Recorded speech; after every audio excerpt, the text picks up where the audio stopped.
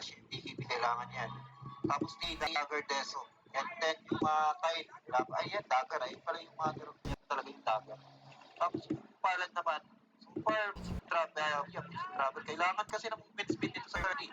Plus dagger next item. Raid King naman is radiance na rin to plus Midas. And then, eto na mga si Armel, which is eto na, napag-heavens plus ang Shining Flame. Bracer yan. Grabe evasion natin dito. Evans Albert para kay Armel. Tapos meron pa tayong Rangers. May evasion pa ba yung Rangers? Di ba tinatanggal? Oo, meron pa rin. Kahit maganda sa pa, 70%.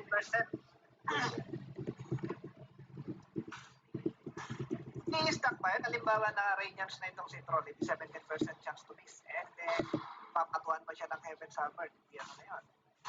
Ilang porsyento na yun. 25% plus 17 equals 90. Hindi na makakatama si Troll, ha? Kailangan si Troll dito ng FGB. Walang ganun no, di ba? Walang ganun, wala namang Evans Albert dati. Ibabat sa kalaban, no? Didak sa edition. Active on disarm, no? Oh, disarm. Hindi talaga makakaraig. Akala ko babato pa Parang ganun na rin lo, di ba? Si 90%, hindi ka rin tatama, di ba?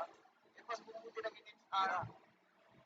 Ganun din naman, hindi ka rin tatama. Disarm, talagang hindi ka na makakatama. Wala na talaga. Hindi ka na makakatira. Useless. Tama. Sakto lang. Bakit active na ngayon, guys? Bakit natin? Meron tayong misconception dito, misunderstanding. Nahabol si PH3. Hindi na kailangan sabihin, pagka ganyan 3-1, hindi na dapat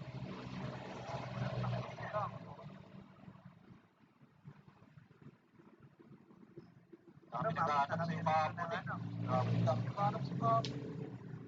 Paano mo, dami na utangan eh. Ayun, chismis ha. Sabi kasi ng mga kalalakihan mong viewers, ba't daw hindi mo sila inaano?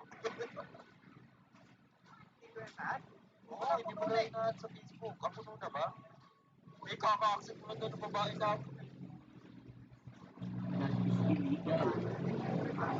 Gameplay.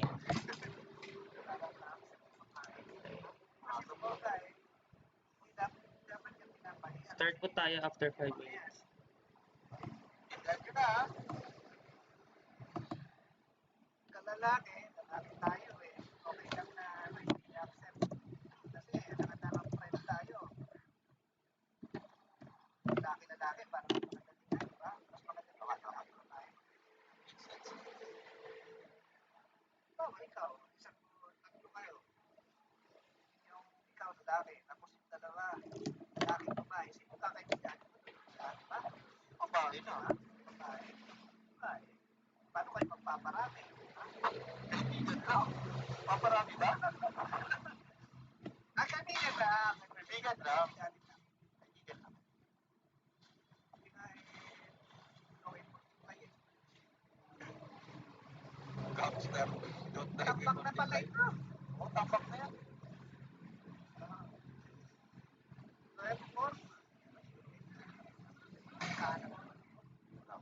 Pero alam mo, Ano? sa game winner, tinatayaan ko din yung game duration kung mas matagal ba sa 30 yung over tsaka under.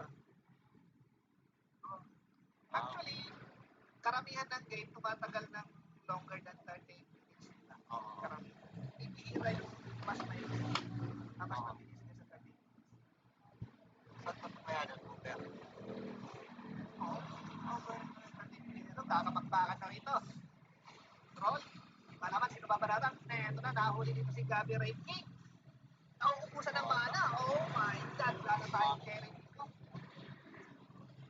Scatter din yung DLSU. Kailangan niya nung kanyang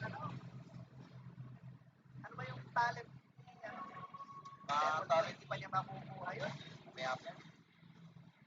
Pero 5 levels away, mahihirapan to Hindi mo sa bilis maubos ng mana ng ranking natin. Gusto na nila magbasag dito tower.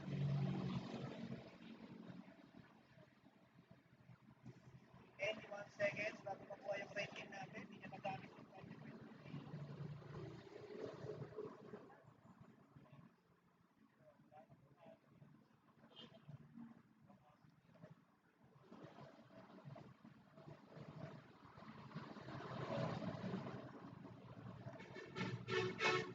Okay, mag-i-start na tayo.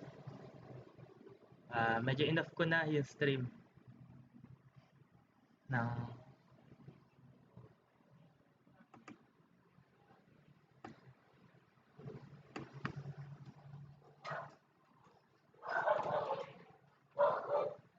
ang hirap mag-focus.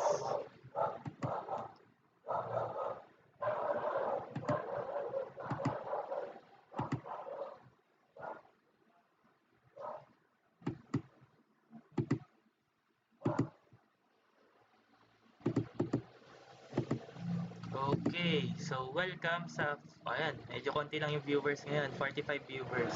Pero again expect ko yung iba na manood pa din. Okay.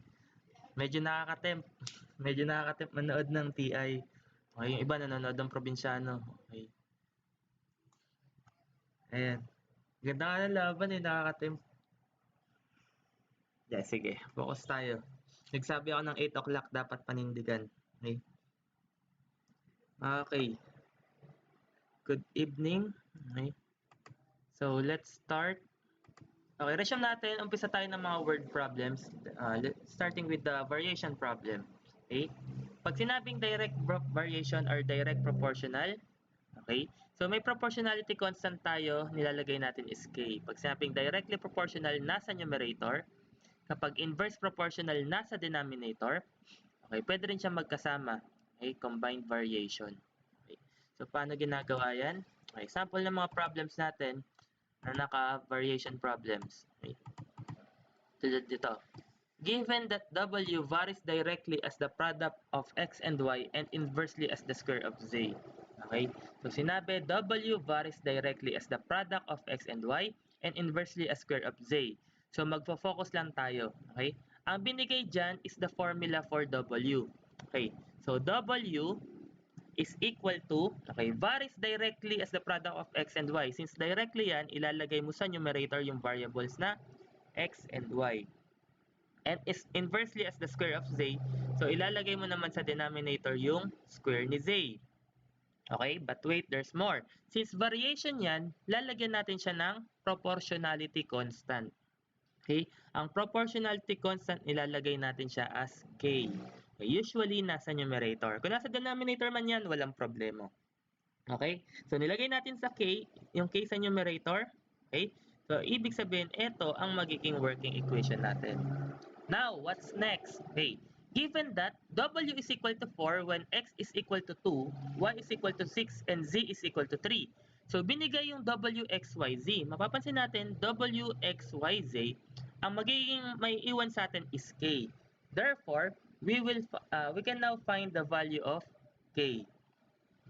Okay, so substitute natin. So, W is equal to K times X times y all over 3 squared.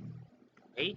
In this case, masasolve natin yung value ni k. So, ito ay 9 times 4, 36 divided by 12. So, that is 3. Okay? Now, since alam na natin na 3, yung magiging working equation natin na to, papalitan na natin siya ng 3. Okay? Therefore, the main formula is w is equal to 3xy all over z squared.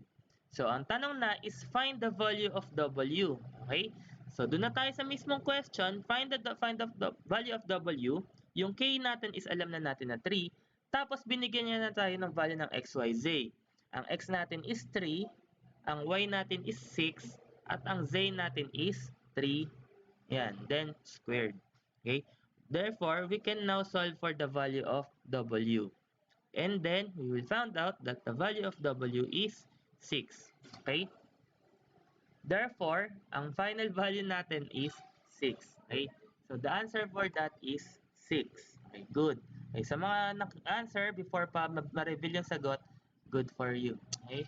So, 6. So, again, variation problem, ang step lang is construct the main equation, construct the working equation, Pag direct proportional nasa numerator, inversely proportional nasa denominator, then meron tayong nilalagay na constant k sa harap. Okay? Yung unang given, ang goal natin is to solve for the value of k. So, makuha yung value ni k, substitute na, then hanapin na yung mismong hinahanap. Okay? So, in that case, makukuha natin ang sagot is w is equal to 6. Okay? So, very easy. Now, let's start with other worded problems. Ano yung mga common na worded problems? Itong mga variation problem, isa sa mga pinakamadali. Okay? So, usually, nalilito yung iba is yung mga susunod na i-discuss nating word problems. Isa-isahin natin. Okay? Let's start with age problem. Okay? So, sa age problem, the difference of the ages between two person is constant. Okay? So, ibig sabihin, kung ang pagitan ng edad natin ngayon is 5 years, 10 years from now, 5 years pa rin. 20 years from now, 5 years pa rin. Constant yung difference ng age natin. Okay? Next, time elapsed for person concerned are equal. Okay? So, syempre, wala namang time machine na yung isa is mabilis tumanda kaysa dun sa kabila. So, ibig sabihin, same lang yung elapsed time. Okay? So, present age, nakalagay dyan, ages now, at present is are, those are the keywords. For the past age, mga 5 years ago, was at that time, in the last 5 years, okay. So, kapag future age naman, ang mga keyword na makikita natin, 10 years from now, years hence, years after, okay. So, here is the technique. Okay, first, create table of variables, then transform the sentence into equation using the variable table word for word. Okay? Ipapakita natin yan. Okay, tulad nito. Okay? A father is 4 times as old as his son now. 6 years ago, he was 7 times as old as his son during that time. Find their present ages. Okay? Kapag ganitong type ng problem, okay, good evening sa mga bagong dating. Kapag ganitong type ng problem, na dalawa yung binigay na sagot, their present ages, pwede nyo siyang gamitan ng tae. Tae or trial and error. Okay? So, pwede nyo trial and error, isa-isahin yung choices, ano yung magsasatisfy. Tingnan nyo, una, a father is 4 times as old as his son now. Doon pa lang, makikita mo na dalawa na lang ang posibleng sagot. Either B or D. Kasi yung B or D, yun lang yung may 4 times. Okay? So, ibig sabihin, tanggal na agad yung A and C. Kung gusto mo manghula, at least dalawa na lang pagpipilian mo. Okay? So, assuming na ayaw manghula, sagutan natin ng talagang tama. Okay? Ang sabi dito is, gawa ka ng variable table. Okay? So, paano yung natin ginagawa yung variable table? Okay, shift natin ng view. Okay, kita pa rin ba? Lakihan natin yung problem. Oops.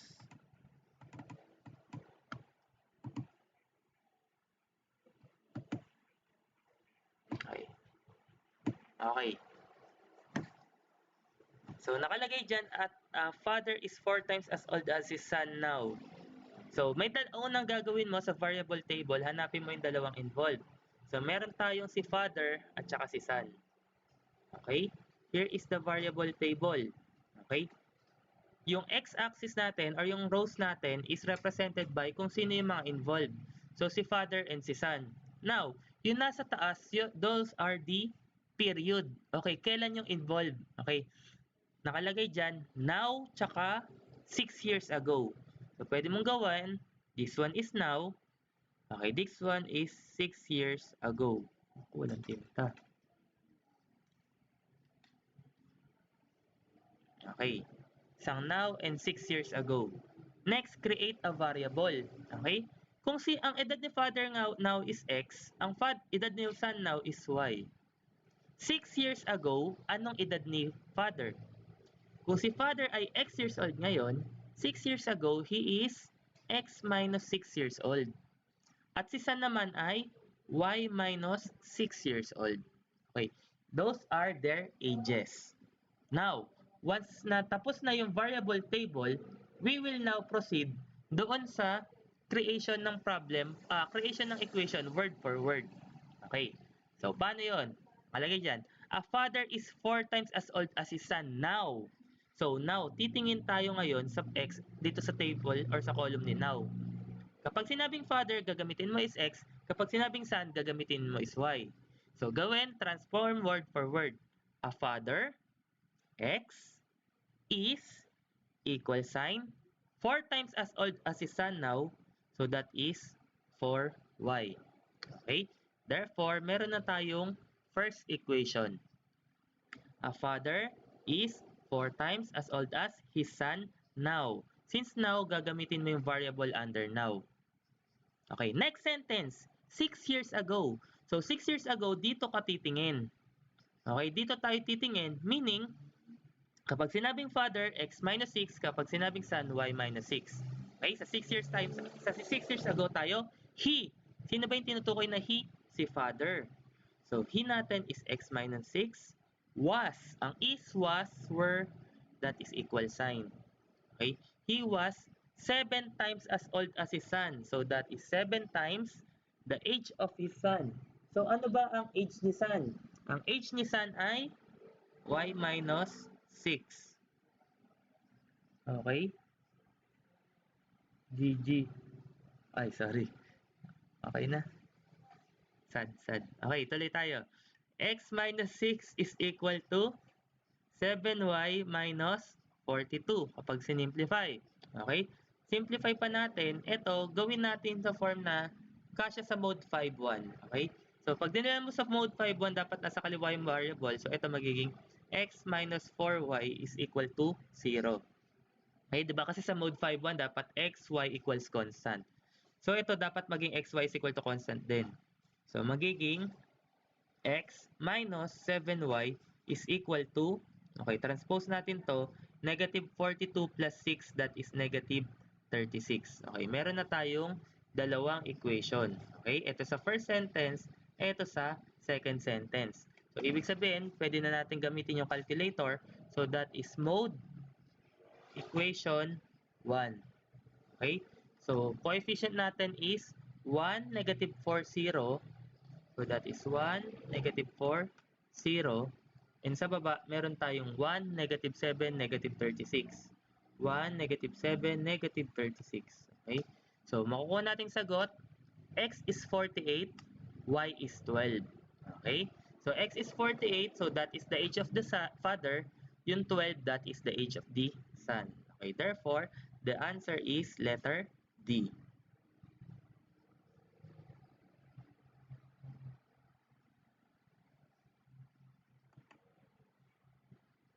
Okay.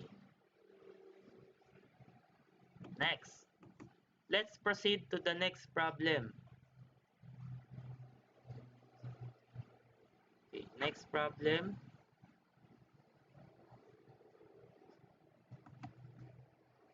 Okay. Ito is actually, yung next problem natin is actually a look-spam question. Madalas itong ma-encounter. Hindi lang actually na lahat ng engineering courses.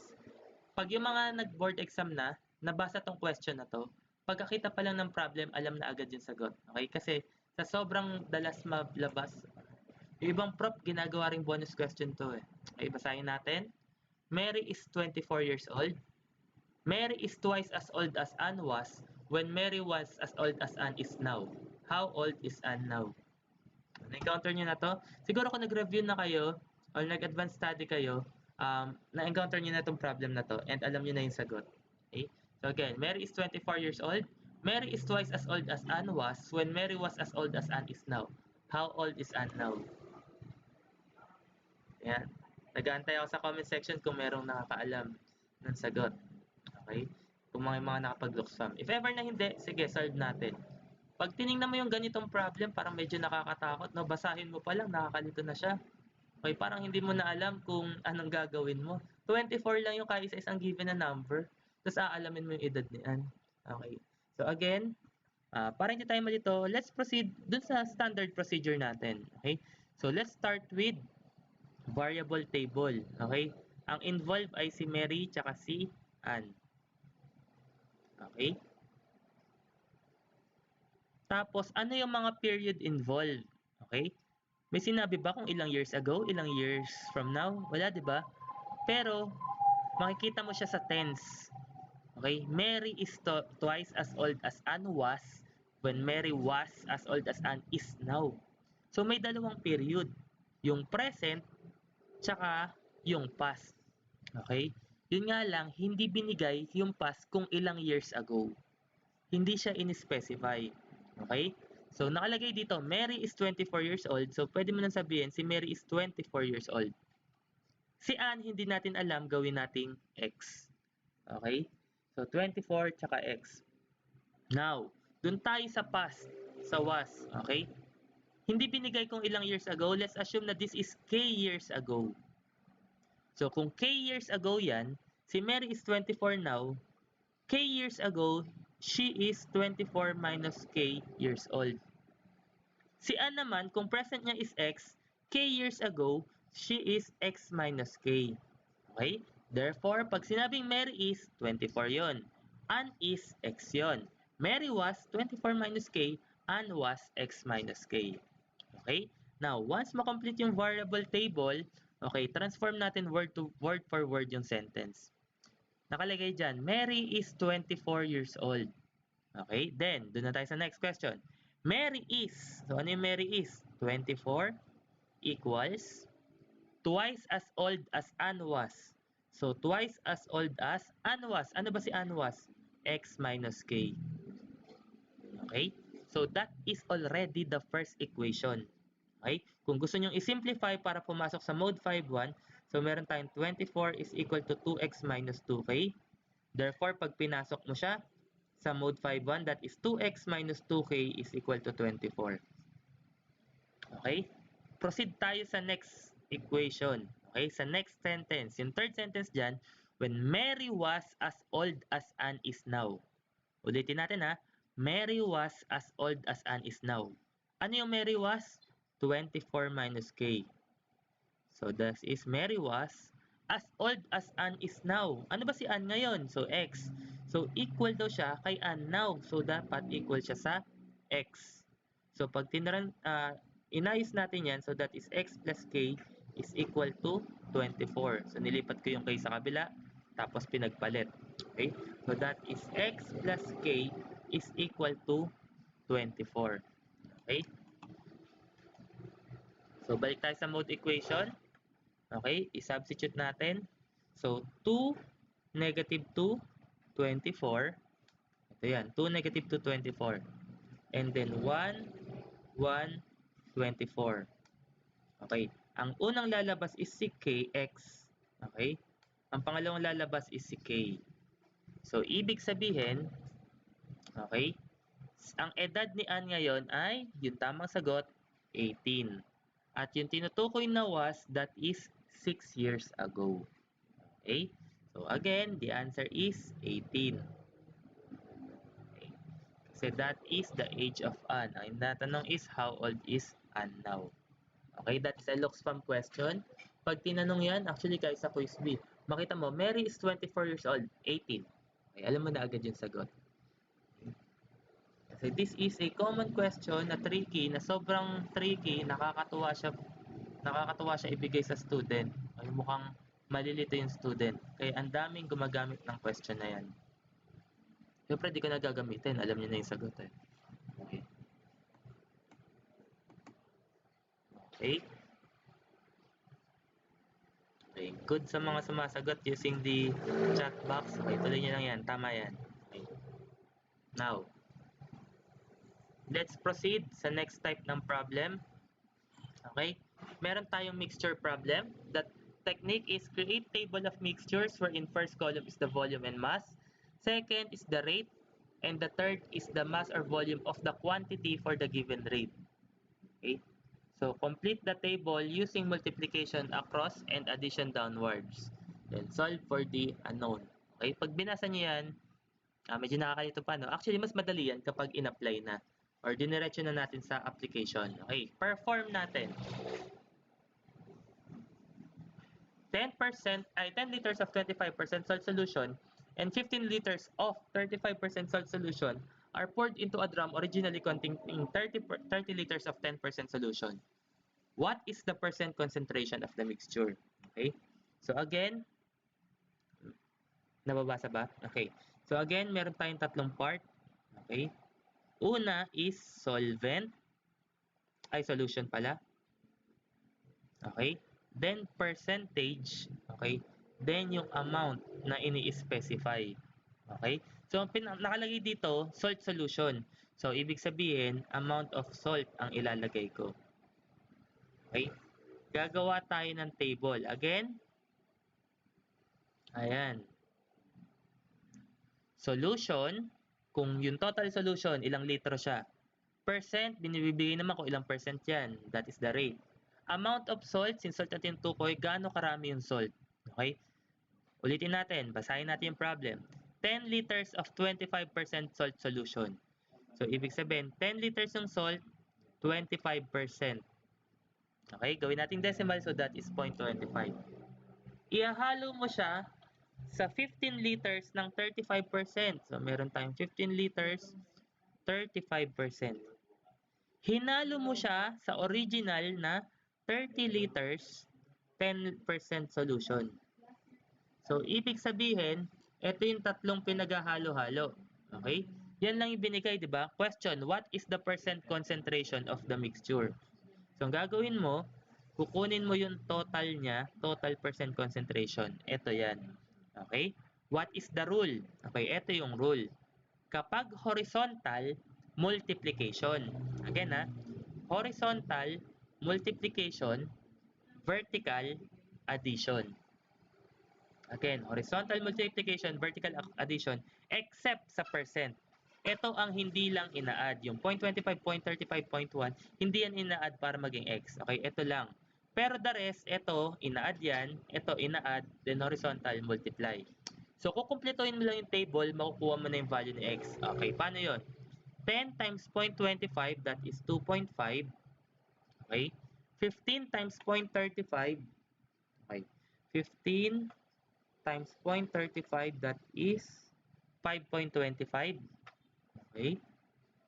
Again, horizontal is multiplication. 30 times 0.1 is 3. And then vertical is addition. So 10 plus 15 plus 30, so that is 55. 2.5 plus 5.25 plus 3, that is 10.75. Okay. Again, vertical is addition, horizontal is multiplication. Ano na lang ang hindi natin nagamit? Yung baba. Horizontal multiplication, di ba? Therefore, 55 times x is equal to 10.75. Kasi horizontal is multiplication. O, ulitin natin 55 times x, dapat equal siya sa 10.75. In that case, masasolve mo na yung value ni x. So, that is simply 10.75 divided by 55. So, you will get na answer of 0.195, or when rounded off, that is 20%. Okay? So that is the answer. Okay, I'll give you time to absorb.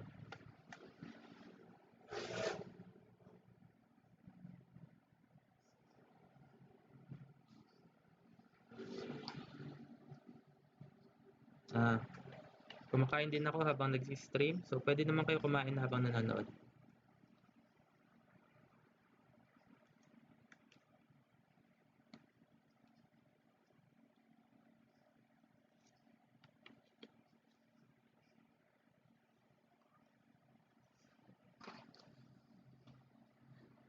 Okay na? Okay. Try nyo i-solve itong next problem. Okay, try to solve the next problem. Okay, papakita yung solution after 2 minutes.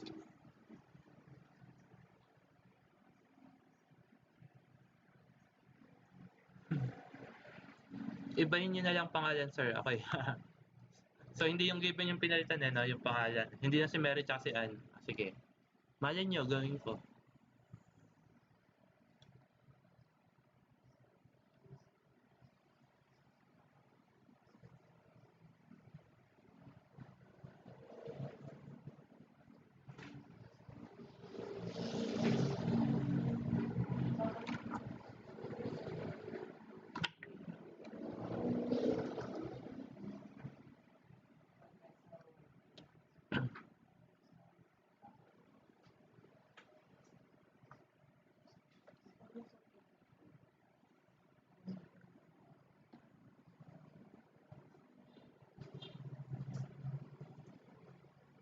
Sige, try yung sagutan. Okay, ganun yung magiging format kasi mga dalawang question to per topic. Ibibigay ko yung solution sa first, then try nyo isolve yung second.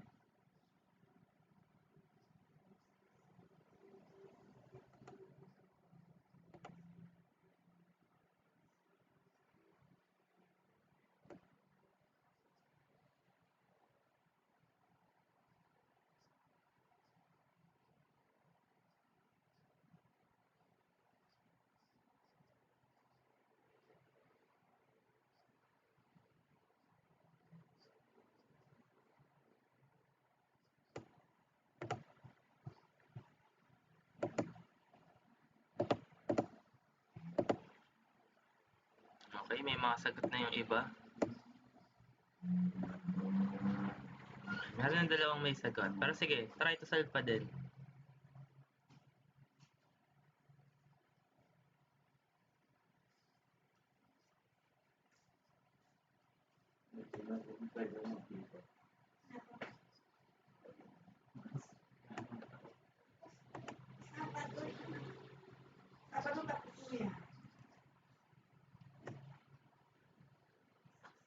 Okay, discuss na natin yung sagot. Discuss natin yung solution.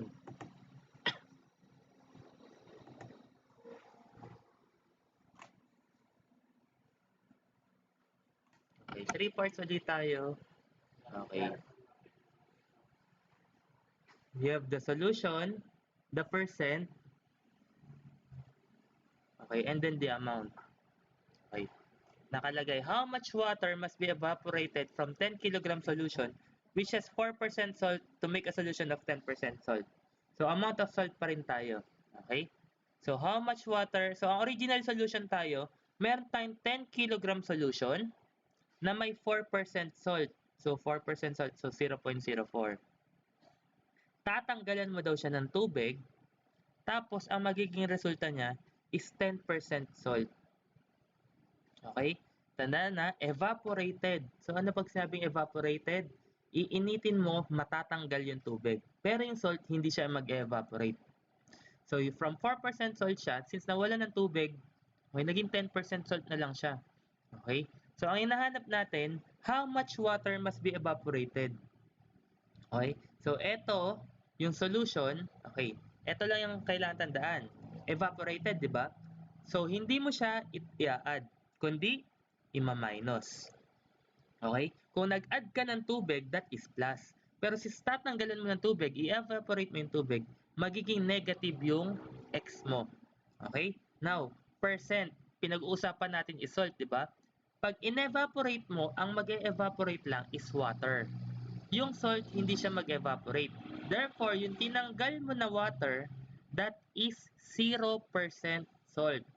Pure water ang matatanggal. Walang halong salt. So, this will become 0. Okay? Again, perform natin. Horizontal is multiplication. Vertical is addition. Okay? So, halimbawa, ang nakalagay dito is how much salt is added. If how much salt is added, so dito is x. Hindi na siya negative. Positive na siya kasi idadagdag mo nga eh. So, since salt ang i-add mo, this is 100%, 1.00. Bakit? Ang pinag-uusapan ay salt. At ang salt ay 100% salt. Pero since water to, this is 0% salt. Okay? So again, horizontal is multiplication. 10 times 0.04, that is 0.4.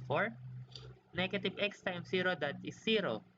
And then vertical, that is addition. So this is 10 minus x. Ito naman is 0.4 plus 0, so this is 0.4. Okay? Then again, horizontal is multiplication. So meaning, 10 minus x times 0.10 dapat equal siya sa 0.4. Okay? So 10 minus 0.x, 10 minus x times 0.1 is equal to 4. So ito yan. 10 minus x times 0.1, that is 4. Okay? Shift solve equals makuha 0.4 pala, sorry. Shift solve equals okay, lalabas na x is equal to 6. Okay? So, very good yung mga nagsagot ng 6. Okay, ang aga nila nagbigay ng sagot. So, tama. Okay, the volume ng tinanggal mo is 6 kg water.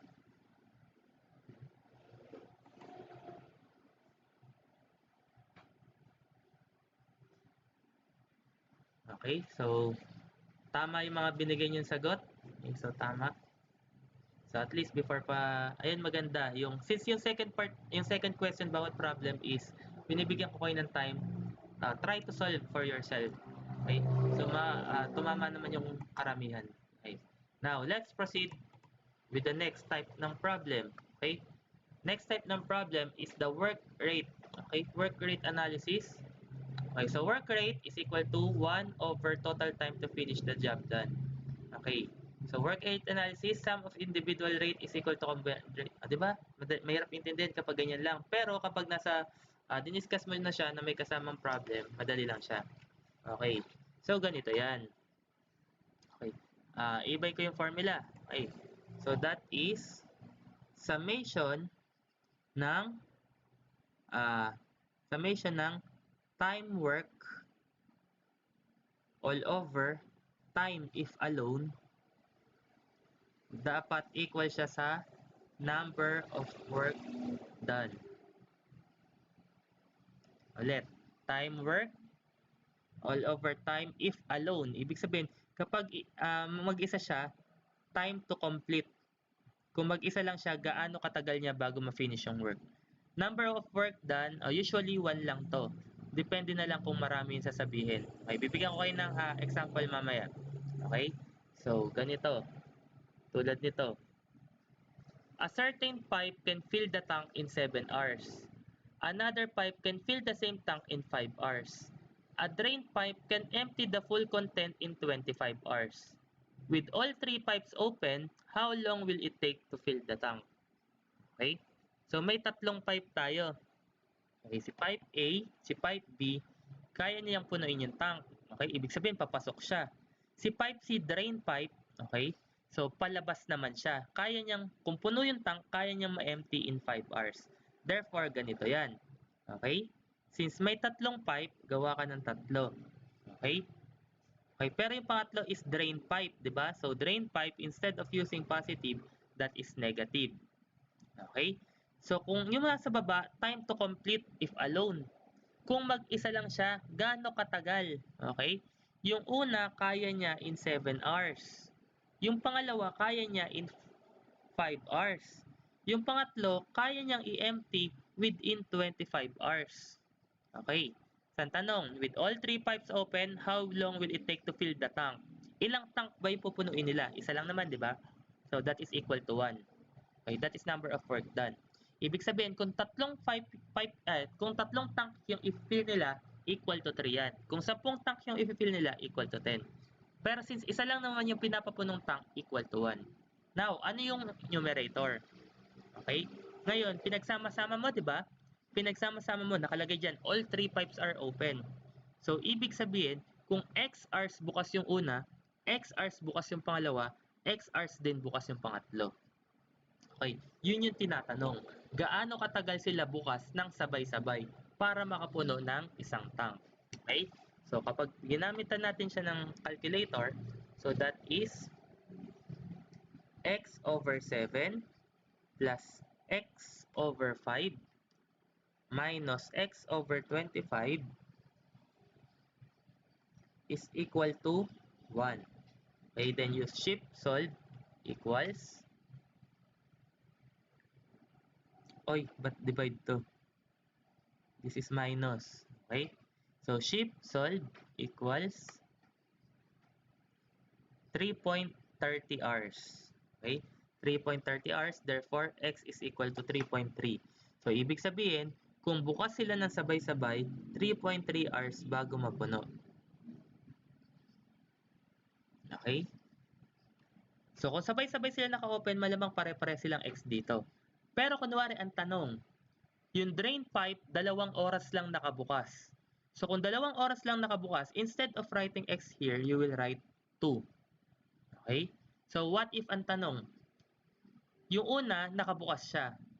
Then after 1 hour, saka mo lang binuksan itong dalawa. Ano kaya mangyayari? Ulitin ko ha.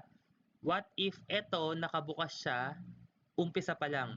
Then after 1 hour, saka mo lang binuksan itong dalawa. Anong mangyayari? Okay? Ibig sabihin, kung 5 hours nakabukas yung una, tig 4 hours lang nakabukas yung dalawa. Kasi after 1 hour mo pa siya binuksan. So, ang mangyayari, ito ay x, ito ay x minus 1, ito din ay x minus 1.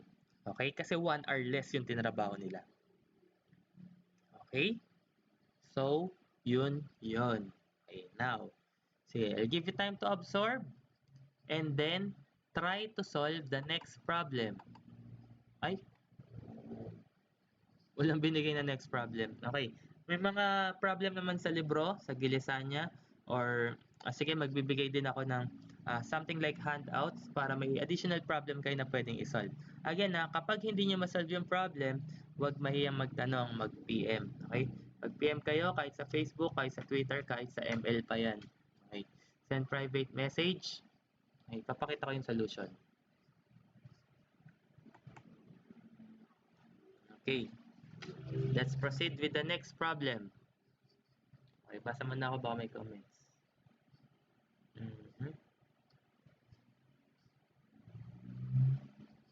Oh, x minus 1 yung gagamitin mo kapag 1 less, kapag 1 hour less.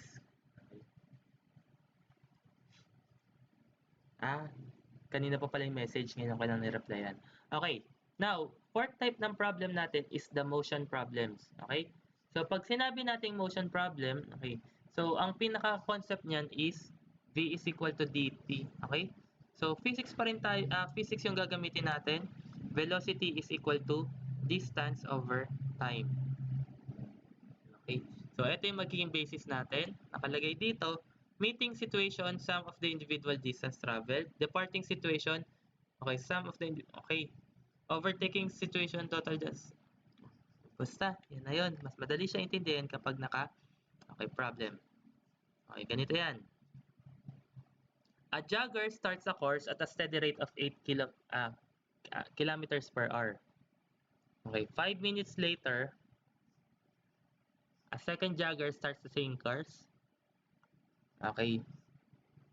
Teka, may malibat sa problem na to. Naka-kilometers per hour, pero naka-minutes. Sige, convert natin kilometers per minute. Yung isa daw, a jogger starts a course at a steady rate of 8 kilometers per hour. 5 minutes later, a second jogger starts the same course at 10 kilometers per hour. How long will it take the second jogger to catch the first? Okay? So, the best way kapag may motion problems is to illustrate the distance. Okay? So, paano natin illustrate yung distance? Ito si jogger A, si jogger B. Okay? Starting from the same point, naunang tumakbo si jogger A, then after 5 minutes, saka tumakbo si jogger B. Gaano katagal daw bago mahabol ni jogger B si jogger A? Okay? So, ang distance na tinravel ni jogger A is dA. Ang distance tinravel ni jogger B is dB. Okay? Since naabutan, nahabol niya, kung ano yung distance na tinravel ni A, siya rin yung distance na tinravel ni B. Okay? So, you will start with this equation. dA is equal to dV. Okay. Sabi nga natin, ang formula is velocity is distance over time. So, pag kinross multiply mo yan, distance is equal to velocity times time. Therefore, yung distance na tinravel ni A, pwede nating sabihin, kasi ang distance is velocity over time, ay velocity times time. Yung distance traveled ni A, pwede nating velocity ni A multiplied by time ni A. At the same way, velocity ni V multiplied by time traveled by B. Okay? So ngayon, solve na natin. Ano ba yung velocity ni A? So velocity ni A is given as 8. Ang velocity ni B is given as 10. Okay, anyway, yung conversion factor pala magka-cancel lang din. Okay, kasi mag-time 60 ka dito para maging minute, magta-time 60 ka rin para maging minute sa kanan. Cancel lang din naman yan. Okay, so pwede na natin gamitin yung 8 and 10. Now, ano yung time ni A? Okay, ang time ni A, let's say ang time ni A ay X. Okay, kung 5 minutes pa bago tumakbo si B, ibig sabihin, ang time ni B ay, ano? X ano, sige, I'll give you time to think. Isipin nyo 5 minutes later saka tumakbo si B. So, ibig sabihin, kung nakaka 30 minutes ng takbo si A, nakailang minutes pa lang natakbo si B? 25 minutes. Therefore, kung X to, X minus 5 si B. Okay? So, simplify natin. So, that is 8X is equal to 10X minus 50. Okay, transpose natin. 50 is equal to 10x minus 8x, that is 2x. Therefore, x is equal to 25. But wait, wala sa choices ang 25 minutes. Bakit? Kasi that x is yung time na tinakbo ni A. So, 25 minutes na tumatakbo si A. When you look at the question, how long will take the second jogger to catch the first? So, gaano katagal bago mag-abutan ni B si A? So, ibig sabihin, ang kailangan mo, yung time na tinakbo ni B, which is x minus 5. Kung nakaka 25 minutes na natakbo si B, okay, si A, si B, si jogger B ay nakaka 25 minus 5 or 20 minutes na takbo pa lang. Okay, so this is the answer. Okay, tingnan ko. 20 minutes. Okay, madaming nagsagot ng 26. Nauna pa. Okay, so very good. Actually, may mga consistent na maaga talaga magsagot. Okay, good yan. Tama yan. Okay, nag-iisip ako ng isip ko kung magpapaprice ako sa mga magta-top notchers sa first quiz natin. Iniisip ko kung ano magiging incentives ko. Okay, asan syempre sa grade. Okay, kasi magkakalaban, hindi naman siya magkakalaban. Okay, yung scores niyong lahat, okay, 4 na courses, sabay-sabay kayo mag-exam dyan Oh, okay nga pala. Okay, sinabi natin, di ba? Week 2 ngayon, algebra. Next week is trigonometry. Yung week 4 natin, that is quiz 1. Okay, kapag quiz 1, okay, ang schedule natin is Saturday evening. Okay, Saturday evening, wala tayong discussion during that week. Okay, Saturday evening ang quiz 1. Sabay-sabay lahat ng course magte-take. Iba't ibang room. Arrange tayo alphabetically. Okay, so ibibigay ko yung seat plan and yung room assignment nyo by that time. Okay, standby na lang kayo. Okay, so medyo masaya yan. Okay, especially if labasa na ng result. So, ito puro quiz tayo, pero wag na kayo magpaiwan. Okay? With regards to adjustment, hindi tayo sure kung magkakaroon ng adjustment sa final grade. Okay? So, wag nyo hayaan na mababa yung first quiz nyo, then nahabol kayo. Kasi nga, first quiz natin is algebra and trigo. That is the most basic. Mas mahirap yung mga kasunod, geometry, calculus. Mas mahirap bumawi doon. Okay? So, umpisa pa lang magpuhunan na. Okay? So, taasan nyo na agad yung algebra and trigo. Okay? Usually kasi mas madali kumpara sa higher math. Now, let's proceed to the next problem. Okay, motion problem pa rin to. Velocity is equal to distance over time. Pero may situation kasi na, okay, against the wind or against the current, tsaka with the wind or with the current. Okay. So, ganito lang yan. Halimbawa, eroplano. Okay? Eroplano, kailan mas mabilis ang eroplano? Kapag sabay sa hangin or kapag against sa hangin? Okay? So, syempre, mas mabilis siya kung sabay sa hangin. Halimbawa, ito yung eroplano. Teka, hindi ako marunong mag-drawing. Okay, halimbawa, yan yung eroplano. Okay? Kapag ang direction ng eroplano ay same sa direction ng wind, okay, mas bibilis yan. So, kung ang velocity ng eroplano is VA at ang velocity ni wind ay VW, okay, ang magiging velocity ng eroplano ngayon ng combined is VA plus VW. Now, kung pasalungat naman yung direction ng movement ni eroplano sa movement ni wind, ang combined velocity na nila is velocity ni airplane minus velocity ni wind. Okay, diba may velocity tayo na, formula tayo na velocity is equal to distance over time? So, yan ngayon ang magiging V mo. Okay? So, tingnan natin. Paano yung application yan? Tulad nito. An airplane is flying with the wind, took 4 hours to travel 1,000 kilometers, and 8 hours in traveling back. What was the wind velocity in kilometers per hour? Okay? So, again, nag-travel siya with the wind. Okay? So again, kung with the wind, ang velocity niya is VA plus VW. Ang distance niya is 1,000 kilometers. Ang time na ginamit niya is 8 hours. Is 4 hours pala. Okay? Nung pabalik naman, okay, on his way back, so against the wind na siya. Siyempre, pasalubong na siya sa hangin. So that is VA minus VW. Ang distance na tinravel niya is kaparehas pa din. Kung 1,000 km papunta, 1,000 km pa rin yan pabalik. Okay, at ang time na niya is 8 hours. Okay, mapapansin nyo, if we will be using velocity is equal to distance over time, makakabuo tayo ng two equation to unknown. Kasi using the first scenario, that is velocity ni airplane plus velocity ni wind, siya yung V, is equal to distance over time. So, ito na rin yun. So, that is 1,000 over 4. In the second scenario, nung pabalik na siya, VA minus VW na yung V mo, is equal to yung distance niya is still 1,000 and yung time travel niya is 8 hours. Okay? So, ibig sabihin, pag pinasok natin siya sa mode 5.1, okay, two equations, two unknowns na siya. Okay?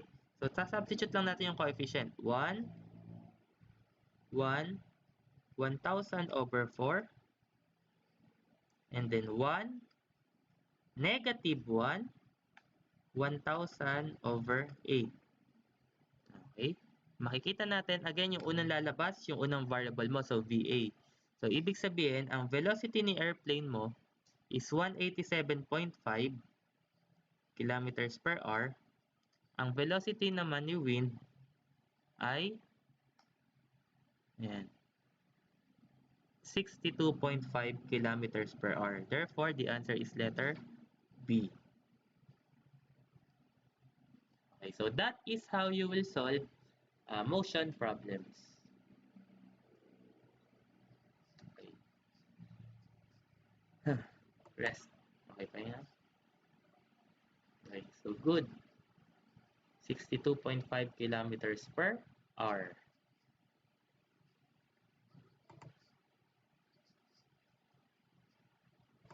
Okay? Okay. Cool down. Madami pa, mahaba pa. Okay. So, nasa fourth type pa lang ng problem. I think meron tayong 10 times here. 10 times ng problem yata.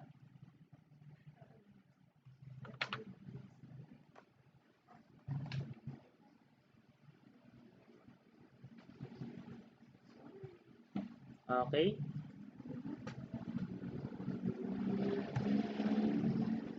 Okay, motion problem pa rin tayo, pero this time, meron tayong circular path. Okay? So, kapag same direction minus opposite directions lang. Okay. Okay, papakita natin yan. Again, velocity is equal to distance over time pa rin tayo, since motion problem. Another type lang ng motion problem to. Okay, basahin ko muna. Coyote and Beep Beep run at a constant speed along a circular track 1,350 meters in circumference. If they run in opposite direction, they meet after 3 minutes. If they run in the same direction, they are together after 27 minutes. Determine the speed of Coyote. Okay. Again, may circular track. Okay. May circular track. Si Coyote and Beep Beep tumakbo. Yung circular track, 1,350 meters yung circumference niya. Ayan, social. Circumference niya is 1,350 meters. Okay? Kung magka-opposite daw ang takbo nila, magmi-meet sila after 3 minutes. Okay? So, paano magka-opposite na takbo? Okay? Same sila ng pinagsimulan. Kung opposite ng takbo, eto yan. Yung isa, pa-clockwise, isa pa-counterclockwise. Okay? Mapapansin nyo na yung combined distance nilang dalawa, okay, equal sa circumference.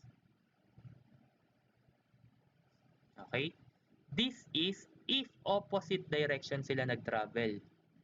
Kung same direction naman sila nag-travel, nakalagay, if they run in the same direction, they are together after 27 minutes. So, kung same direction sila ng tinakbo, okay, siyempre, yung isa mas mabagal kumpara sa isa. Magtatagpo lang daw sila in 27 minutes. Okay. Paano sila magtatagpo? Magtatagpo lang sila kapag yung isa is lamang ng isang buong ikot kumpara dun sa kalaban niya. Okay? So, halimbawa, same runner kayo. Okay, paikot kayo. Mamimit mo lang siya kapag naka-isang buong ikot na lamang yung isa kumpara dun sa kabila. Okay? So, sobrang bagal, inabutan niya siya from the back.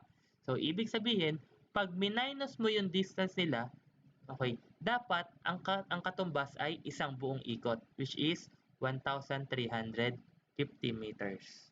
Okay, again, pag same direction, pag opposite direction, ina-add yung distance para makuha yung circumference. Kapag same direction, mina-minus yung distance, okay, para makuha mo yung circumference. Okay, so halimbawa, again, velocity is equal to distance over time. Therefore, distance is equal to velocity times time. Okay? Nung same direction sila, nung opposite direction, unahin natin to. Okay? Distance ni A at distance ni B dapat 1,350 pag inad. Okay? So, let's say, ang velocity ni A hindi natin alam, times time. So, 3 minutes bago sila nagkita. Okay? So, si VB naman, okay, times time is still 3 minutes. So, within 3 minutes, nagkita sila. Okay? In the same way, nung same direction sila, so ito yung minus, using distance is equal to velocity times time. So, yung velocity ng 27 minutes sila nagkita. So, that is VA times 27 minus VB times 27 dapat equal din sa 1,350. Okay? So again, this D1 plus D2 tsaka D1 minus D2 lang yan wherein D is equal to V times T. Okay? So nung opposite direction, 3 minutes. Nung same direction, 27 minutes. Kaya yan yung naging equation. Okay? So masasolve na natin yan using mode 5-1 uli. 2 equations, 2 unknowns. So we have 3, 3, 1, 350. Yung isa naman, 27, negative 27, 1, 350. Okay? Makukuha nyo dalawa, si VA at si VB. Yung isa, nag-travel siya ng 250 meters per minute. At yung isa, nag-travel ng 200 meters per minute. Okay? So, hindi sinabi kung ano si Coyote, ano yung si Bip Bip, pero makikita nyo naman na isa lang dyan yung a-appear sa choices. Okay? So, ibig sabihin, si Coyote, siya yung 250 meters per minute. Si Bip Bip, yung 200 meters per minute. Okay, answer is A. Sir M, no. Ow.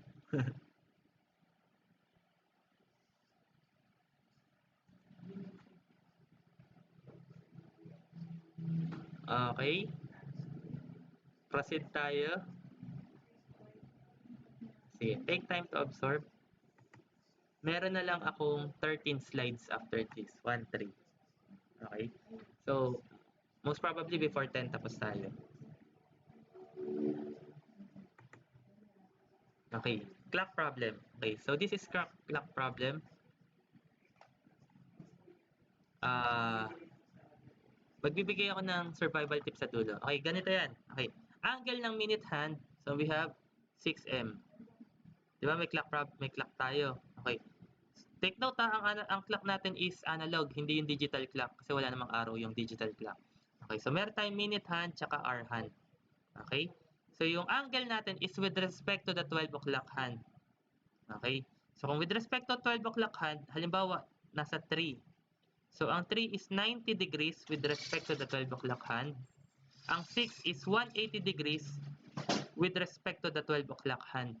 Okay? So, yun yung kinukuha natin. Angle of minute hand and angle of hour hand. Okay? Again, kapag ang kamay ay nasa 6, 180 degrees ang angle niya. May formula yan.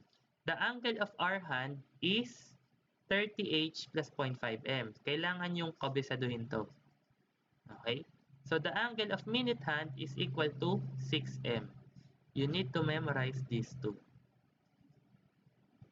Okay? So, ano ba to? Okay. Halimbawa, 420. Oh, parang addict lang. So, 420. Ano yung angle ng hour hand? Okay, ang angle ng hour hand, okay, substitute mo yung 4 dito, substitute mo yung 20 dito. So, that is 130 degrees. Ibig sabihin yung hour hand mo, at 4 o'clock 20 is at 130 degrees with respect to the 12 o'clock hand. So, nandito siya. Okay. At ang minute hand mo is 6M. So, again, ito yung H, ito yung M. So, M mo is 20. So, that is 6 times 20, nasa 120 degrees siya. Okay. So, ibig sabihin, at 420, nandito siya. Yun yung concept. Okay, then, babasahin natin yung mga problem. Okay, tulad nito. What time after 2 o'clock will the hands of the clock extend in the opposite direction for the first time? Anong oras daw after 2 o'clock magiging opposite yung orasan natin? So, ang gagawin mo, i-draw mo, ipe-predict mo yung position. Okay? After 2 o'clock daw, di ba? So, ibig sabihin yung R hand mo nandito. Tapos daw, opposite direction. Ibig sabihin yung minute hand mo dapat nandito. So, ito yung R hand, ito yung minute hand.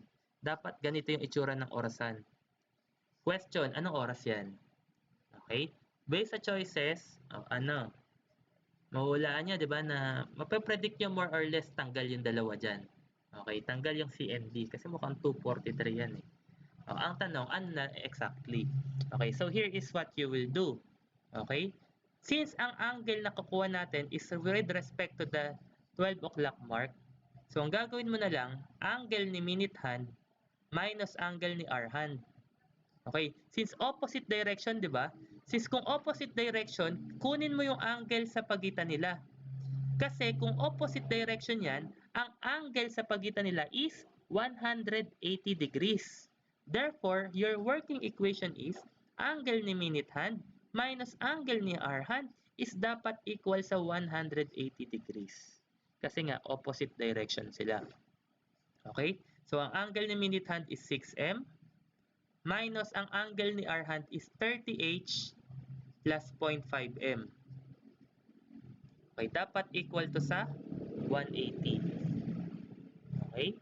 Again, ang angle ni minute hand ay 6M, ang angle ni R hand is 30H plus 0.5M. Ang tanong, kailan sila magiging opposite direction? So, ibig sabihin, angle ni minute hand minus angle ni R hand, dapat ang difference nila is 180 degrees. Okay? Pero, dapat isa lang yung unknown, M. Kasi yung H, alam mo naman anong value ni H, di ba? Sinabi after 2 o'clock. So, kung after 2 o'clock yan, that is 2:01, 2:02, 2:10, 2:20, 2:30, kahit anong mangyari, ang value ng H mo ay 2. So, pwede mo nang substitute yung 2 dyan. So, meron tayong 6M minus 30 times 2 plus 0.5M is equal to 180. Diba? So, isa na lang nawawala, yung M na lang kasi alam mo na yung 2 yung H. Okay, so pwede na natin i-shift solve yan. So, meron tayong 60M minus 30H plus 0.5M. Okay, gawin natin X yung nawawala. Equal siya dapat sa 180. Okay, then shift solve. Lalabas na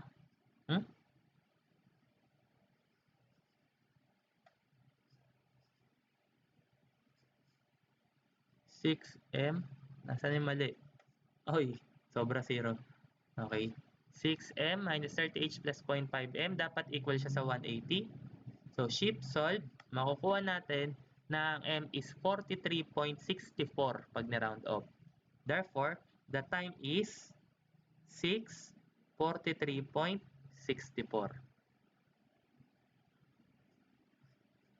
Okay, the answer is letter A. Ayun.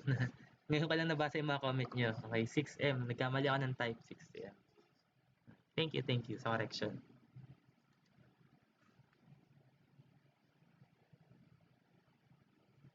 Okay, so the answer is 43.64. Actually, ay ba't 6 to? Nawili dun sa 6 na correction. So that is 243.64. May survival tip, pero hindi to lagi Hindi to lagi. Okay, may formula tayo na 60H over 11. Ito yung magiging minute Ito yung magiging minute hand. 60H over 11. Aalamin nyo lang, ano yung time. Again hindi to applicable sa lahat. Pero madami, sumasakto gamit ito. this is survival tip. Pag hindi mo na masolve, gamitan mo nito. Okay, ano yung H dito? Okay, ipe-predict mo na saan yung minute hand. Tulad nito. Okay, alam mo na yung R hand is lagpas 2. Okay, so ngayon, 5, 6, 7, 8, 9. Okay. So kapag alamin mo nasaan pagitan ito. Okay? So kung ang R hand mo is nasa 2, more or less yung minute hand mo nasa pagitan ng 8 and 9. So kukunin mo yung mas mababa, 8. Okay, ulitin ko Ipe-predict mo nasaan yung minute hand. So halimbawa, na-predict mo ang minute hand ay nasa pagitan dapat ni 5 and 6. Okay, gamitin mo is 5. Yung mas mababa. Since na-predict mo na ito ay nasa 8, okay, gagamitin ko yung 8. Okay, watch what will happen. Okay, 60h over 11. So, type ko na lang 60 times 8 divided by 11. Lalabas, 43.64. Okay, again hindi siya laging applicable. This is just a survival technique. If tinatamad kayo mag-solve, baka at lumabas sa choices yan, malamang yan yung sagot.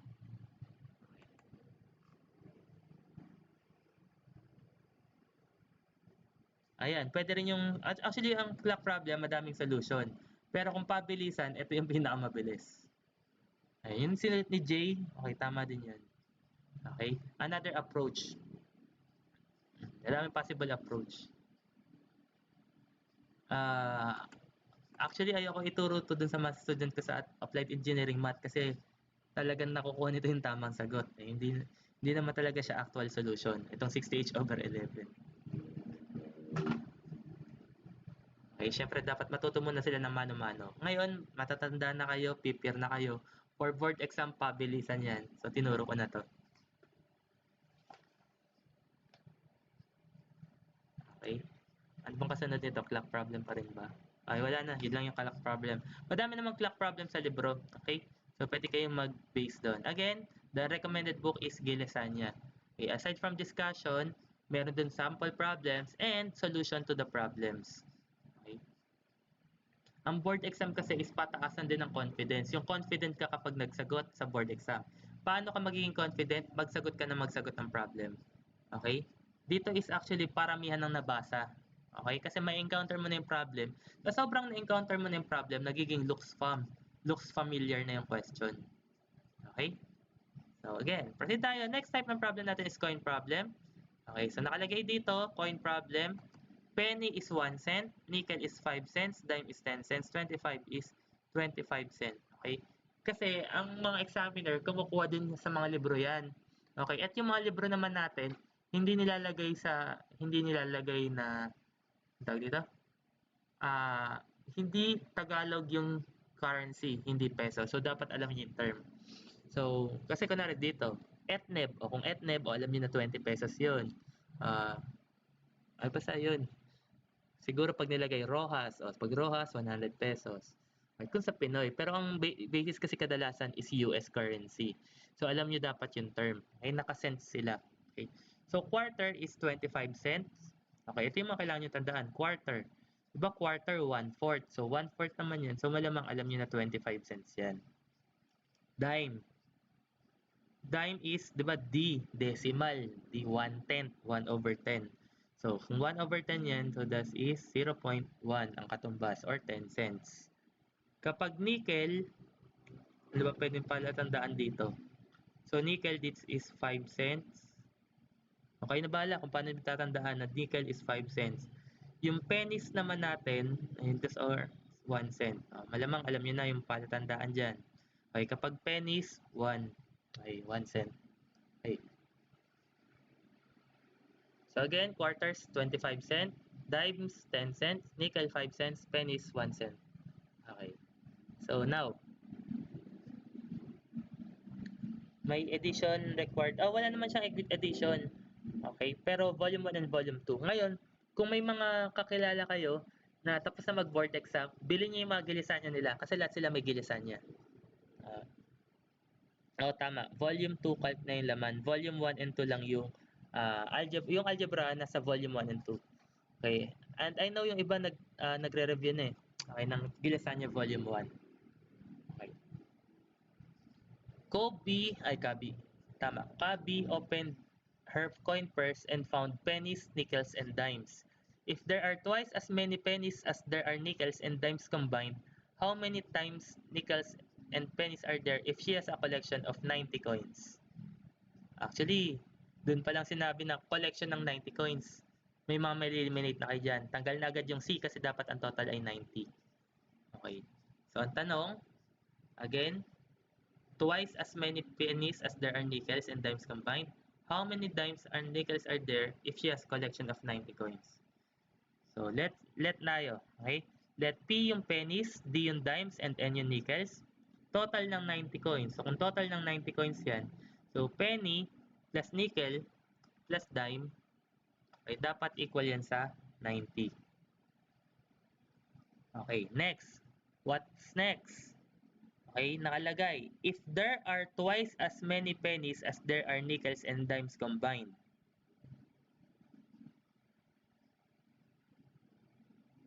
Teka. If there are twice as many pennies as there are nickels and dimes combined.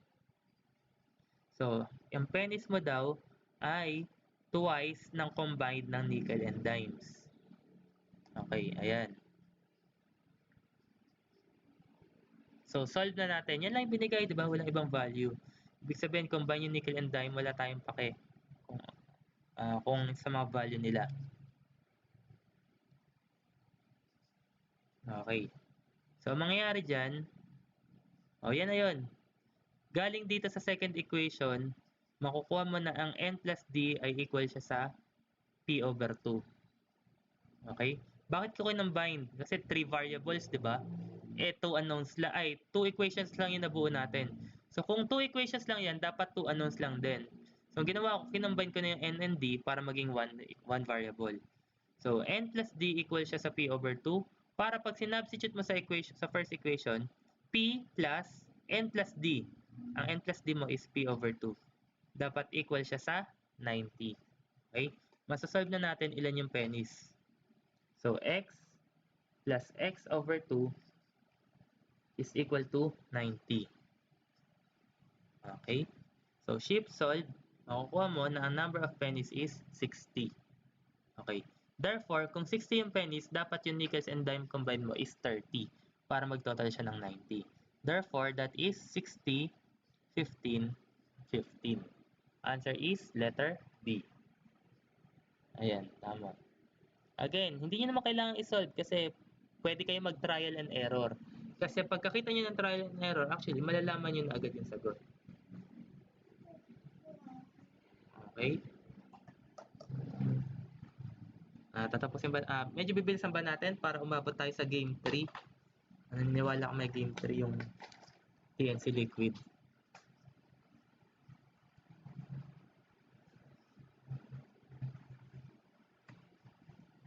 Okay. Hindi binigay So, paano kunwari ang binigay? Ang total value dapat nila... wait lang. Kukupitin ko. Paano kung sinabi, ang total value dapat nila is $9. Okay? $9. Paano mo siya gagawin sa equation? Total nung kanina, ang total daw nung kanina $9. Paano mo siya i-convert sa equation? Di ba meron tayong pennies, nickels, and dimes? Yung P, that is number of pennies, N is the number of nickels, D is the number of dimes. Pag kinonvert mo siya sa equation, yung number of pennies, imumultiply mo kung ilang pennies. Okay? So, ito yung ilang pennies, di ba? Imumultiply mo, magkano ba isang penny? Di ba? 1 cent. Okay? So, yung nickels naman, number ng nickels, imultiply mo kung magkano yung isang nickel, di ba? 0.05. And then yung number of dimes, i-multiply mo kung magkano ang isang dime. So that is 0.1. Okay? So ibig sabihin, kapag binigyan kayo ng format, ay binigyan kayo kung magkano yung total amount. Okay? So ganito ang magiging format niya. Okay.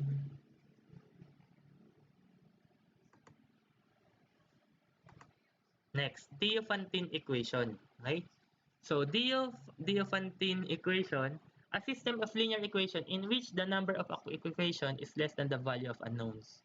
So kung ang katumbas nito sa statics ay statically, sa SMAT is statically indeterminate. Okay, statically indeterminate, ibig sabihin, mas marami yung number of unknowns kumpara sa number of equation. Eh, di ba pag nagma-mode equation tayo, kapag tatlo yung unknown, tatlo dapat yung equation. Kung apat yung unknown, dapat apat din yung equation. Pero kapag Diophantine equation, may tatlo kang unknown, pero dalawa lang yung nabuo mong equation. Ngayon, anong technique? Create an equation solving for one of the unknowns.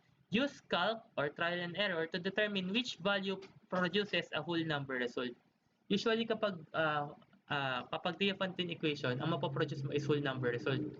Parang yung ginawa natin sa prime kanina, prime and composite. 'Di ba hahanapin mo kung ano magpapa-whole number?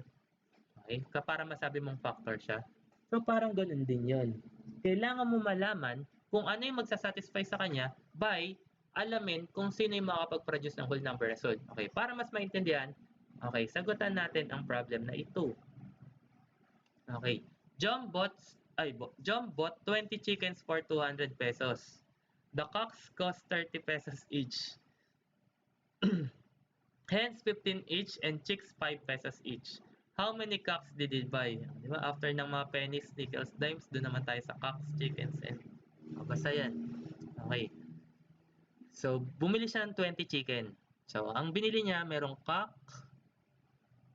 hen, tsaka chick. Okay? So, 20 chickens daw yan. So, 20 chicken, ibig sabihin, yung cock, yung hen, at chick, pag inad mo, 20. Okay. Tapos, ang gastos niya is 200 pesos. Kung gastos niya is 200, parang itong format kanina. Okay? 200 pesos ang gastos niya. So, yung number of cocks, i-multiply mo, magkano ba ang isang cock? So, ang isang cock ay 30. Yung number ng hen is H. I-multiply mo sa magkano ba isang hen? 15. And yung number ng chicks, okay, yung number ng chicks, i-multiply mo, magkano ba isang chick? 5. Okay? So, ibig sabihin, dapat mag-amount ng 200 pesos. 30 pesos times kung ilang cocks, plus 15 pesos times kung ilang hen, plus 5 pesos kung ilang chicks, dapat ang magiging answer niyan is 200. O, di ba yan lang yung equation? Dalawa yung equation mo, pero yung tatlo yung nawawala. Cocks, hens, and chicks. So, anong gagawin mo? So, here's what you're going to do. Ang hinahanap is the number of cocks. Since ang hinahanap is number of cocks, pwede mo nang tanggalin yung hen and chicken. Paano? Okay. Using the first equation, kunin natin anong formula ng chicks. Okay? Formula ng chicks is 20 minus number of cocks minus number of hens. Okay? And then, ipapasok natin to doon sa equation na sinundan. So, mangyayari, 30 number of cocks plus 15H plus 5 times yung CH, papalitan na natin ito. So, that is 20 minus CO minus H, okay, is equal to 200. Okay, so distribute natin. 30CO plus 15H plus, okay, 5 times 20, 100, minus 5CO minus 5H is equal to 200. Okay, simplify natin. 30 minus 5, that is 25 cocks. 15 minus 5, that is 10 hens, is equal to, transpose natin to, 200 minus 100 is 100. Okay, eto na yung equation natin. Okay, now, ganito. Hindi mo na siya masisimplify. But, okay, since ang hinahanap mo is number of cocks, kailangan mong makuha yung equation ni hens. Okay, so ang equation ni hen, derive mo yung formula kay H. So, mangyayari, 100 minus 25CO all over 10. Okay? Wherein CO is number of cocks, H is number of hens. Ngayon, ganito ang gagawin mo. Okay? May binigay sa choices number of cocks, 3, 4, 5, 6. Isa-substitute mo ngayon yan lahat dito sa number of cocks. Okay? Aalamin mo kung ano ang makakapag-produce ng whole number na hen. Bakit? Hindi pwede maging decimal number is hen, ang hen. Okay? Hindi yan pwede maging decimal number kasi hindi mo naman pwedeng sabihin, meron akong 4.25 na inahen. Meron akong 3.17 na inahen. Okay, di ba dapat laging whole number? Okay, 5 inahen. Okay, 6 na hen. 10 hen. Okay? Walang magpipilosopo na sabihin half chicken, yung binorder mo, half. Okay? So, hindi yan. Okay, so wala tayong decimal kapag Aventine equation. So, ang gagawin natin, ilalagay natin yan. Okay, 100 minus 25, gagawin kong x over 10. Tingnan natin. Kung ang number of cocks mo ay 3, so calc 3 para masubstitute yung 3 sa CO.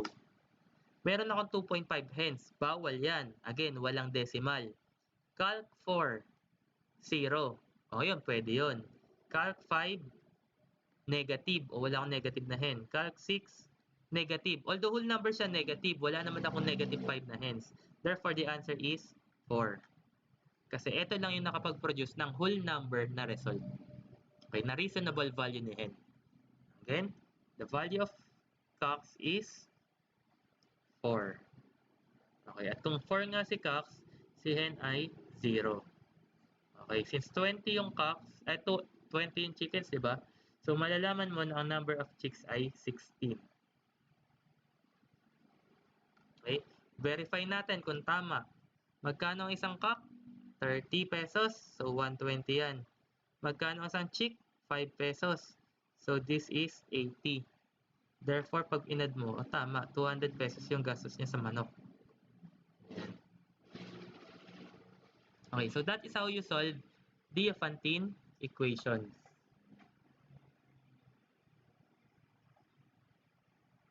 Okay? Sana may game 3. Oh, meron yan. Mukha naman. Okay, so the answer is 4. Okay, tama. Okay? Last 5 slides. Oh, malapit na. Okay, number problem. Okay, ganito lang. Okay, number problem, meron tayong, okay, familiar naman sa tens, digits, hundreds, diba? Okay, so ang magiging analysis natin, okay, so kapag meron kang 35, kunwari, 35, number mo is 35. Ang tens mo ay 3, ang unit mo, or ones mo is 5. Okay, paano mo magagawa yung 35? So that is tens times 10 plus u. Okay? So, ang mangyayari niyan, 10 times 3 plus 5, 35. Therefore, kung meron akong 143, okay? So, ang h ko dapat is 1, ang tens ko ay 4, ang unit ko ay 3. So, para mabuo yung 143, dapat meron akong, okay, 100h plus 10t plus u. This will be the format. Okay? So, pag substitute mo yung 143 sa h to u, mabubuo mo yung 143. So, ganito gumawa ng equation. Although, kapag number problem kasi, nakukuha siya ng trial and error. Okay? So, ngayon, sagutan natin. Sige, umpisa natin sa trial and error, ha? Okay. Thrice the middle digit of a three-digit number is the sum of other two. Okay. Doon pa lang muna. Okay. Using trial and error muna tayo, ha? Thrice the middle digit is equal to the sum of the other two. Alin lang dyan ang kapag tinriple mo yung gitna, ang sagot ay sum nung kabilaan. Diba? Ang pwede lang dyan ay, alam mo na agad. Ay, hindi. Dalawa yung pass. Tama. Isa lang daw. 831 lang. Yung kapag tinriple mo yung gitna, sum nung unat harap. Okay? Unat dulo. O C lang. O therefore, the answer is C. Yun na agad yun. Walang, very easy. Walang ka-problema. Okay, if the number is divided by the sum of its digit, the answer is 69 and remainder 3. If the digits are reversed, the number becomes smaller by 693. Okay, actually, pag number problem, talaga, automatic yan, trial and error. Okay? Kung hindi nyo ginamit yung first sentence, dun kayo sa third sentence, if the digits are reversed, the number becomes smaller by 693. Okay, piliin nyo na lang alin dyan. So, halimbawa, ang pinili nyo is 563. Sabi, if the digits are reversed, ang difference daw ay 693. So, pag minus mo ba yan sa 365, 693? Hindi, di ba? Therefore, mali yung 563. So, yung 831, pag minus mo sa reverse niya, sa 138, dapat daw 693. Okay. So, obvious naman, this is 693. Therefore, 831 talaga yung sagot. Okay? Kapag number problem, use trial and error sa choices. Oh, next. The sum of two numbers is 21. One number is twice the other. Find the numbers. Okay, sagutan nyo muna. Pero tingin ko makuha nyo naman agad yan. Okay.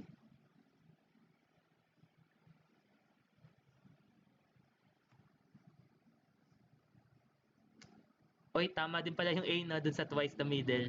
Hindi ko napansin, tama rin nga pala yung A kanina dun sa twice the middle. Pero yung sa if the digits are reversed, the number becomes smaller by 693. Yung C na lang ang tatama. Mali na yung A dun. Okay, so the correct answer is C. Okay. Tama din yung A. Tama din yung A kung yung first sentence lang yung basihan. Okay, balikan ko yung problem kanina. Tama din yung A kung first lang yung basihan. Yung if the middle tries the middle digit. Okay, ibig sabihin, tanggal mo lang B and D. Now, pwede mo na gamitin yung second and third sentence. Okay? Kung yung third sentence ang gagamitin natin, if the digits are reversed, the number becomes smaller by 693. So, doon mo na makikita na mali yung A. Okay? Bakit mo makikita na mali yung A? Kasi kapag tinry mo, 224 minus, pag binaliktad mo na 422, okay. Sorry, hindi ko napansin na nasatisfy din yung first dun sa first condition. Okay, so negative 298 siya. Ay, tama. Ano ba to? Wala na ako sa sarili.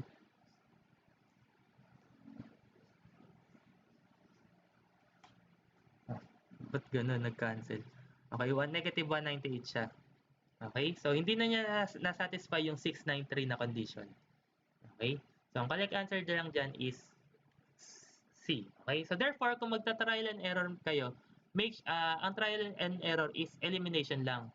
So, ang makakancel lang dun sa first statement is B and D. So, meron pa rin dalawa, A and C. So, try other conditions para malaman alin dun yung matitira. Okay, so dun, matitira is 831 lang. May sagot na agad dun sa isa. Okay, saglit ko lang pinakita. Pero sa bagay, obvious yan. The sum of two numbers is 21. Tulad yan, sum is 21. Alin dyan sa apat ang tama? Lahat. Okay, so lahat tama. Di wala kang na-cancel. Proceed kayo sa next condition. One number is twice the other. Find the numbers. Yung isa is doble ng kabila. By trial and error, alin lang dyan yung isa doble ng kabila? So, 7 and 14 lang. Okay? So, very easy kapag number problem. Same with variation problem. Okay? Rekta agad yan. Okay? And that's the end of the slideshow. So that is the end of the algebra topic natin. Salamat sa panonood at sa pakikinig at sa pagtsatsaga. Okay, sa mga nanood na sinacrifice yung ibang mga ginagawa, kahit nanonood ng TI, kahit nanonood ng probinsyano, o kung ano man yan, sige, makakanood na kayo. Okay, so thank you for prioritizing. Bigyan kaya natin yung plus yung nanood yung ngayon. Okay, sa dun sa mga hindi agad nanood. Joke lang. Sige. Basta i-upload ko to para dun sa iba na hindi agad nakapanood. Okay.